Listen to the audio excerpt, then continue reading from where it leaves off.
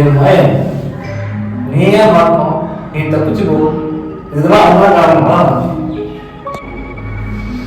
நீ ஜோதி நான் சாப்பிட தோணிக்கிறான் அவன் தான் காரணம். ஆமா நான் தான் பண்ணேன். என்ன பண்ண முடியும்? மாயனுக்கு சாதை கிடையாது. மாயனை இம்மோட்டல். தப்பாங்க எல்லாரும். அது எப்படி முடியும்? நீதான் நான் தான் நீ.